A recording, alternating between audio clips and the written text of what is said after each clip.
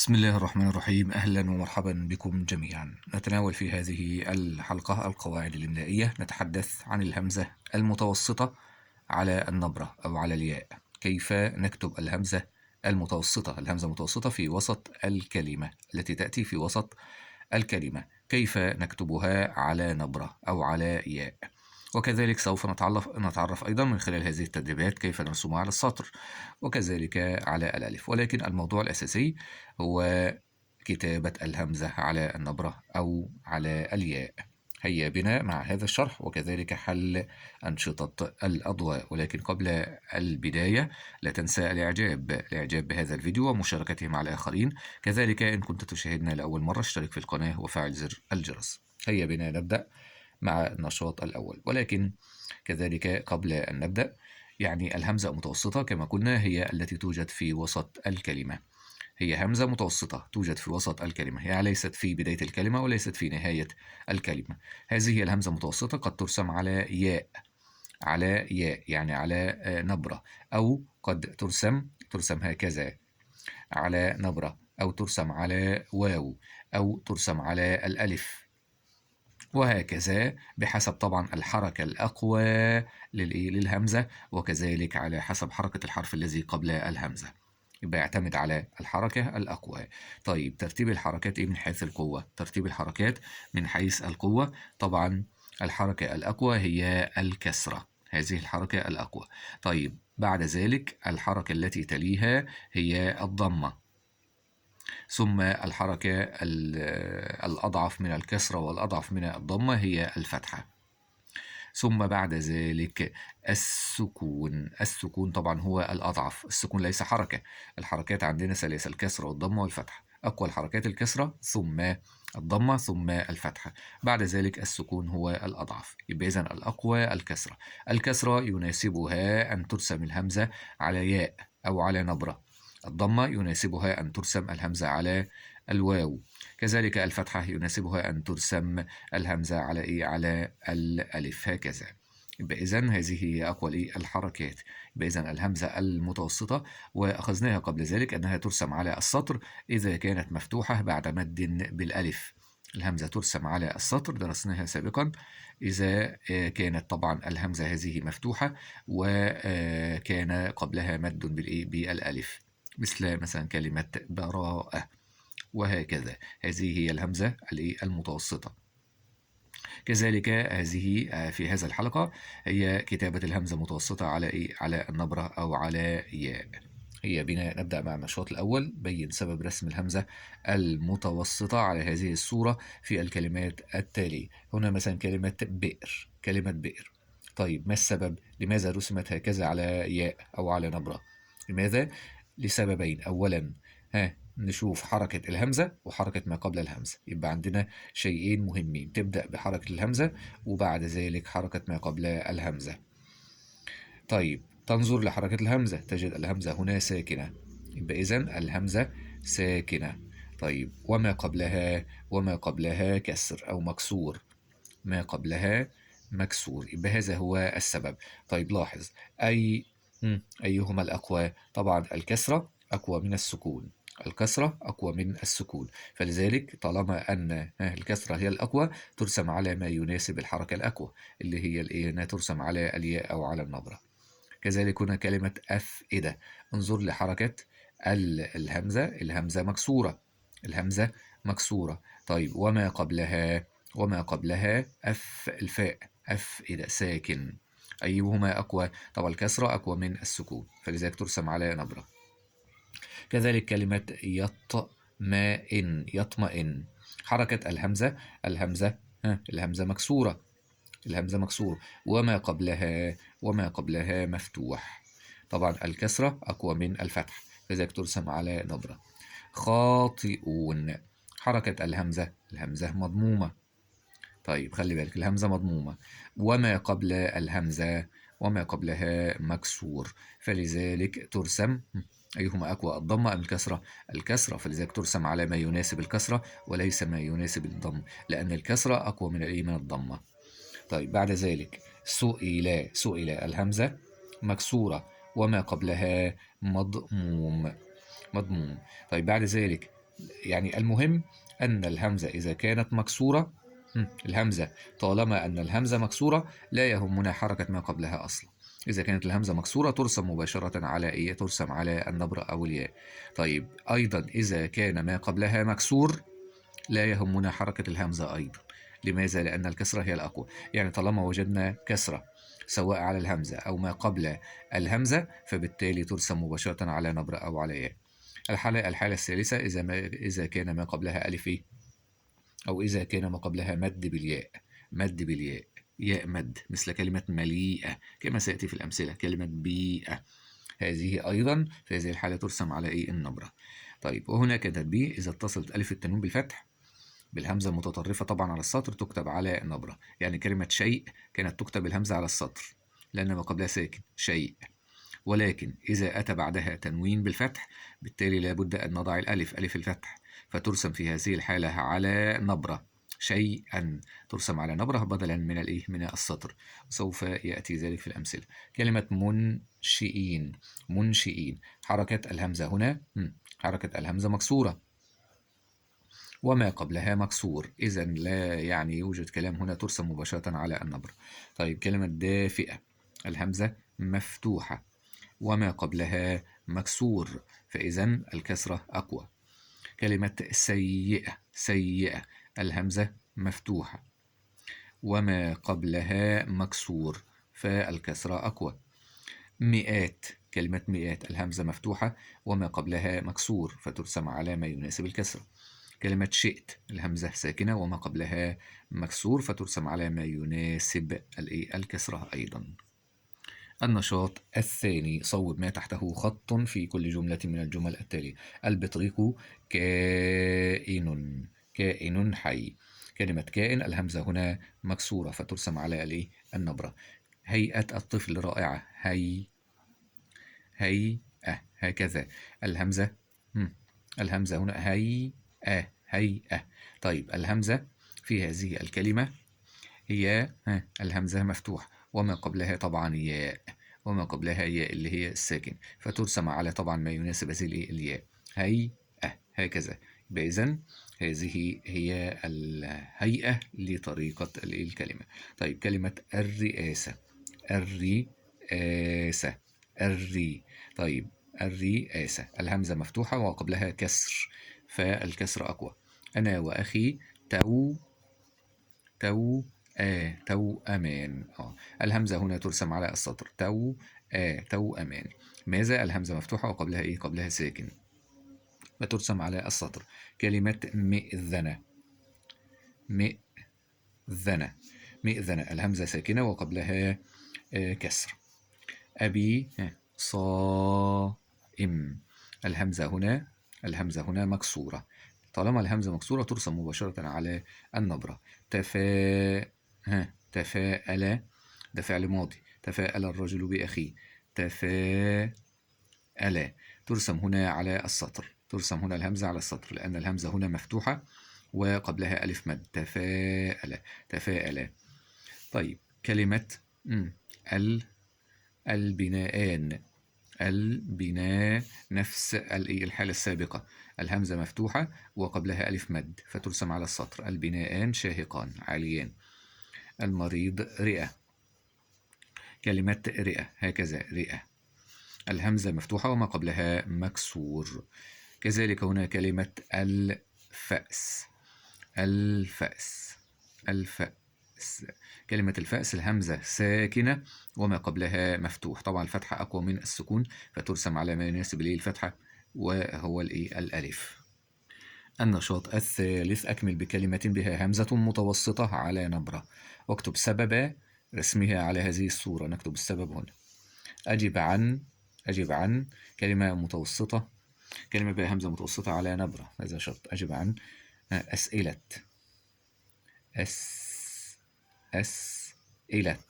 طيب الهمزة تقول الهمزة مكسورة، الهمزة مكسورة وما قبلها ساكن. طبعا إذا كانت الهمزة مكسورة مباشرة يعني ترسم على على النبرة. أسئلة.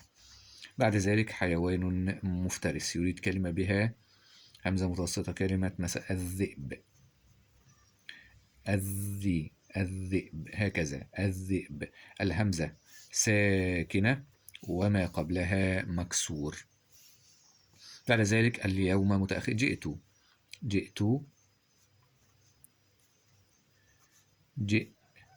هكذا جئت. الهمزة ساكنة وما قبلها مكسور، ساكنة وقبلها مكسور.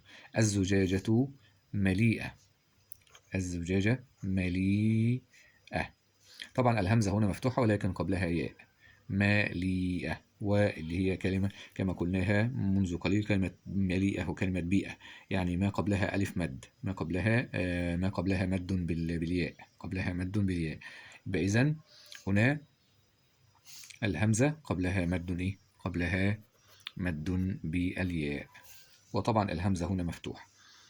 النص هو أحمد شوقي قائل. طبعا الهمزة مكسورة وقبلها ألف مد. زار المتحف، نقول مثلا زار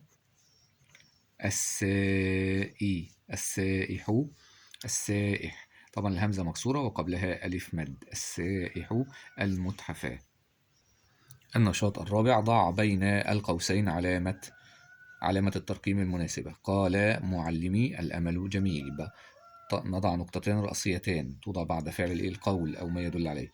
متى موعد السفر؟ متى طبعا أداة استفهام، فهذا أسلوب استفهام في آخره علامة استفهام. الجهل خطر علينا. انتهى الكلام، نضع نقطة. كلام مفيد. ما أفضل الاجتهاد. ما أفضل الاجتهاد. طبعا ما هنا ليست استفهامية ولكن تعجبية. ما هنا تعجبي، هذا أسلوب تعجب. ما أفضل الاجتهاد، هو ليس سؤال ولكن يتعجب من أفضلية الجهاد. بعد ذلك كن صادقا وأمينا. طبعا هذه حرف عطف، يبقى إذن يعني جملتين مرتبطتان ببعض بنفس المعنى. كن صادقا وأمينا ومخلصا أيضا يبقى إذن نضع هنا فاصلة، الفصل. النشاط الخامس: صل أحرف هذه الكلمات مراعيا ما تعلمته من قواعد إملائية. طيب صل هذه الأحرف يعني نوصل الحروف ببعض. هنا مثلا كلمة جريئة، هو يريد يعني حركة الهمزة. هذه الهمزة في جميع الكلمات هو كاتبها على السطر، ولكن ليس يعني شرطا أن تكون مكتوبة على السطر. اكتبها على مثلا نبرة، على الواو أو على الألف أو على السطر حسب القواعد الإملائية. هنا كلمة جريئة، ننظر لحركة الهمزة. الهمزة هنا مفتوحة، الهمزة مفتوحة وبالتالي قبلها ياء ترسم مباشرة على النبرة. جريئة، همزة مفتوحة وقبلها ياء. جريئة طبعا ياء مد. بعد ذلك هنا كلمة 100، الهمزة مفتوحة وقبلها كسرة ترسم على نبرة 100. طيب كلمة سائل، السائق، الهمزة طبعا مكسورة، طالما الهمزة مكسورة ترسم مباشرة على على نبرة هكذا سائل وما قبلها ألف مد. عائم كذلك نفس الوزن السابق عائم. كلمة لئيم، الهمزة مكسورة أيضا ترسم على نبرة لئيم. الهمزة مكسورة وقبلها لام مفتوح. كلمة رائع، الهمزة أيضا مكسورة قبلها ألف مد ترسم على نبرة. يبقى إذن جميع هذه الحالات ترسم على نبرة. تساءل، انتبه لهذه الكلمة. تساءل الهمزة هنا مفتوحة وقبلها ألف مد، فبالتالي يناسبها أن ترسم على السطر. تساءل ترسم على السطر، هنا همزة متوسطة. كلمة مبدوءة، طيب الهمزة هنا أيضا مفتوحة، الهمزة مفتوحة مبدوءة وقبلها واو مد، فيناسبها أن ترسم على السطر.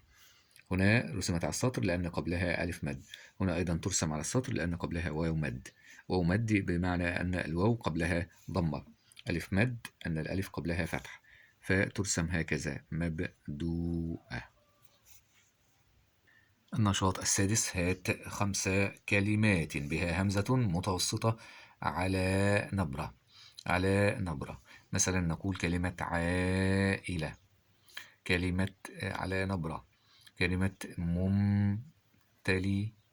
ممتلئة، كذلك كلمة بائع، كلمة مسائل، أيضا كلمة شدائد. طيب 5 كلمات بها همزة متوسطة ولكن على السطر، همزة متوسطة ولكنها على السطر. ممكن مثلا أن نقول همزة متوسطة على السطر، كلمة قراءة، ترسم هنا الهمزة على السطر. كذلك كلمة تساءل، كلمة مبدوءة. مثلا نأتي بكلمة أخرى همزة على السطر، كلمة تفاءل. ممكن أيضا أن نأتي بكلمة أخرى، كلمة تو أمان، تو أمان، هكذا تو أمان.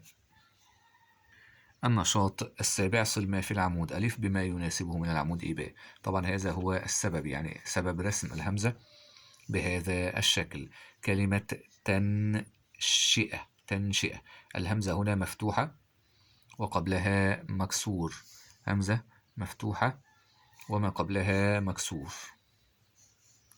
تنشئة. طيب كلمة قراءة، الهمزة هنا مفتوحة وقبلها ألف مد وقبلها حرف مد أو ألف مد.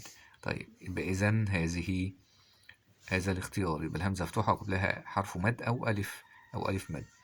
كلمة سائق، الهمزة هنا مكسورة وقبلها ألف مد أيضا، كلمة سائق مكسورة وقبلها حرف مد أو ألف مد.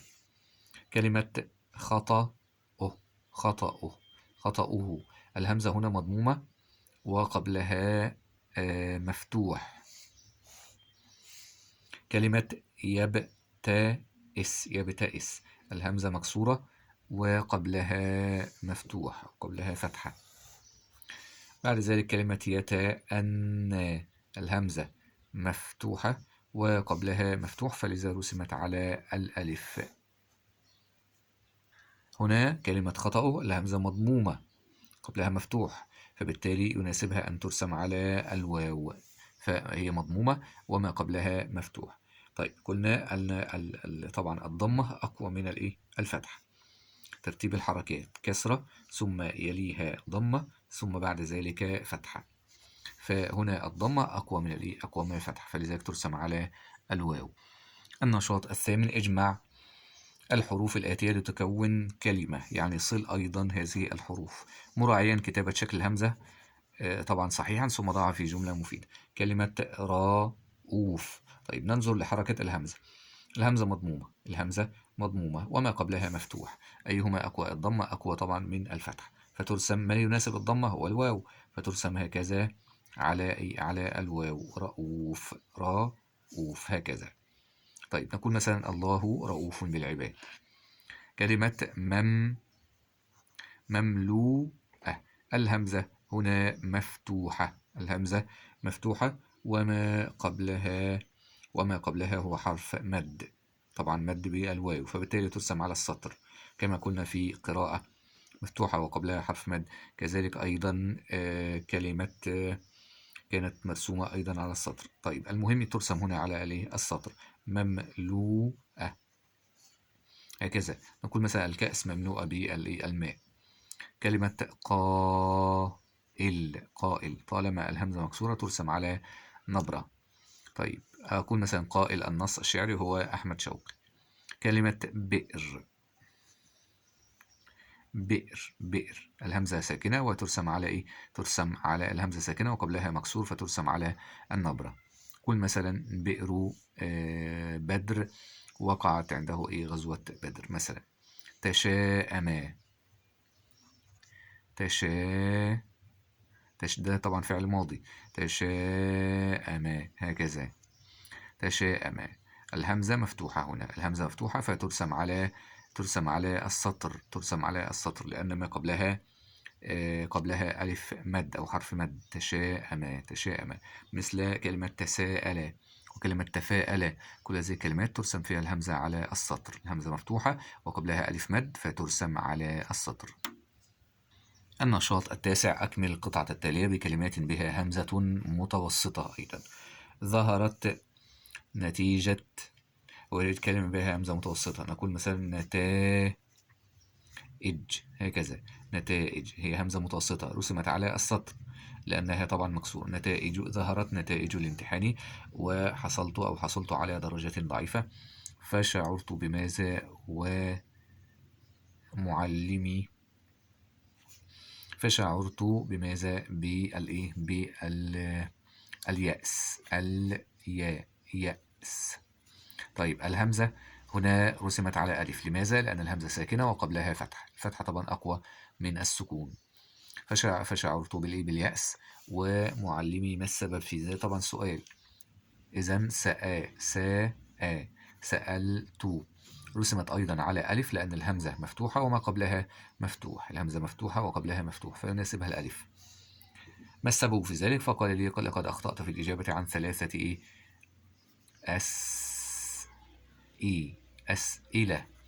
أسئلة. الهمزة مكسورة وقبلها ساكن فترسم على نبرة أو على ياء. عليك أن تنتبه وتراجع دروسك مرة أخرى. فاعتذرت إليه ووعدته بالتفوق والحصول على الدرجة في المرة المقبلة الدرجة النهائية. الهمزة هنا مكسورة وقبلها ألف مد. المهم الهمزة مكسورة ترسم على نبرة. النشاط العاشر: صوب ما تحته خط كما هو موضح بالجدول. الطالب المجتهد، طبعا هذا خطأ. الصواب لهذه الكلمة طبعا هذه ألف، طبعا هي ألف في ألف وصل فبالتالي ليس عليها همزة. هكذا عندما تجد لا نكتب عليها همزة. المجتهد بترسم هذه الألف هكذا بدون همزة، ألف وصل في بداية الكلام، هي وصل وليست قطع. الطالب المجتهد هو الذي يقرأ. لاحظ هنا لهذه همزة متطرفة في نهاية الكلمة. طبعا في الهمزة المتطرفة ننظر إلى حركة الحرف الذي قبل الهمزة فقط، لا يهمنا حركة الهمزة. ما قبلها مفتوح فيناسبها الألف. يقرأ دروسه دائما، الهمزة هنا متوسطة، الهمزة مكسورة طبعا وقبلها ألف مد. طالما الهمزة مكسورة ترسم على نبر دائما. هنا خطأ طبعا. أم صواب؟ يتفاءل بالنجاح والتفوق. طيب الخطأ هنا أن الهمزة ترسم على مثل كلمة تشاءم، تساءل، تفاءل. بإذن يتفاءل الصواب هكذا، يتفاءل أن ترسم على السطر. لماذا؟ الهمزة مفتوحة وقبلها طبعا ألف مد، همزة مفتوحة فيناسبها أن ترسم على السطر. يتفاءل بالنجاح والتفوق ويتعامل مع أصحابه. طبعا هذه همزة في بداية الكلمة همزة قطع. مع أصحابه بحب ومودة ويعلم أن له لام هاء فقط، هاء عليها ضمة، لا نكتب الواو، يعني هذه ضمة وليست واو. أن له حقوقا وعليه واجبات، مثل كلمة عليه طبعا هذه كسرة لا تكتب ياء، كذلك هنا هذه ضمة لا تكتب واو. أن له حقوق وعليه واجبات. وكل هذه انتبه، كلمة هذه الألف هي تنطق ولكن لا تكتب، هذه هكذا. لذلك في القرآن في المصحف نجد ألف صغيرة هنا كده، إنما هي تنطق ولكن لا تكتب، يعني لا تكتب بهذا الشكل، هذه. كل هذه الصفات تجعله مثاليا محبوبا. كذلك هذه ألف التنوين، هنا ألف تنوين بالفتح، محبوبا هكذا، محبوبا. التنوين نون ساكنة طبعا في نهاية الاسم، هي تنطق ولكن لا تكتب، نون ساكنة تنطق نون ولكن لا تكتب نون، تكتب تنوين هكذا. السؤال الأخير: اطلب من ولي أمرك أن يملي عليك الفكرة التالية، وبعد الانتهاء انظر في الفكرة مرة أخرى واعرف أخطاءك ثم قم بتصويبها. طبعا لاحظ هنا كلمة أخطاء سواء كانت الهمزة يعني متطرفة أو أخطاءك، أصبحت الهمزة هنا متوسطة، في الحالتين ترسم على السطر لأنها طبعا مفتوحة وما قبلها ألف مد. المهم أن قبلها ألف مد فترسم على السطر. حديقة الحيوان. أقوم أنا بإملائك هذه الفكرة ثم راجع طبعا الصاد. حديقة الحيوان بالجيزة من أجمل الأماكن التي يحب الصغار والكبار زيارتها، وقد تأسست عام 1891 ميلادية، وهي من أكبر حدائق الحيوان في مصر والشرق الأوسط، وتحتوي على العديد من الحيوانات التي لا تستطيع رؤيتها في أي مكان آخر. طبعا في بعض الكلمات يعني ممكن يحصل بها خطأ. حديقة الحيوان، طبعا كلمة الحيوان لا نكتب همزة، لا تكتب همزة فوق الألف هنا، لأن الألف هنا ألف وصل وليست قطع. الحيوان بالجيزة من أجمل أجمل هذه هنا همزة قطع في بداية الكلمة. اسم يبدأ بهمزة قطع. من أجمل الأماكن، طبعا في البداية لا هي ألف وصل، إنما كلمة أماكن همزة قطع. التي يحب الصغار والكبار زيارتها، وقد تأسست. الهمزة هنا ترسم على الألف. لماذا؟ لأنها مفتوحة وقبلها مفتوح. وهي من أكبر أيضا. هنا اسم يبدأ بهمزة قطع، الهمزة فوق الألف لأنها مفتوحة. حدائق، الهمزة هنا طبعا مكسورة مباشرة، ترسم على نبرة، هي مكسورة وقبلها ألف مد أو حرف مد. حدائق الحيوان في مصر والشرق الأوسط. كذلك الأوسط، في البداية ألف وصل، إنما كلمة أوسط هي قطع. وتحتوي على العديد من الحيوانات التي لا تستطيع رؤيتها. الهمزة هنا طبعا ساكنة وقبلها مضموم، الضمة طبعا أقوى من السكون فترسم على الواو. رؤيتها في أي مكان آخر. أي طبعا الهمزة هنا أيضا ترسم على السطر. كلمة أي اسم، فبالتالي الأسماء تبدأ بهمزة قطع، ما عدا بعض الأسماء. في أي مكان آخر.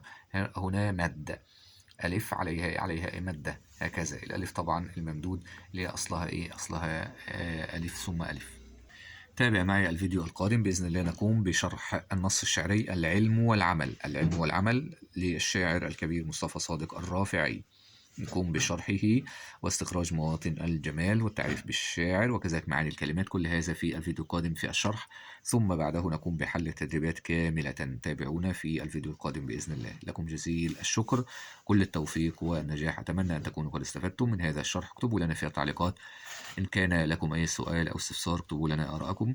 شكرا لكم. لا تنسوا الاشتراك في القناة إن لم تكونوا قد اشتركتم، وتفعيل الجرس، وأخيرا الإعجاب بهذا الفيديو ومشاركته مع الآخرين. شكرا لكم، والسلام عليكم ورحمة الله وبركاته.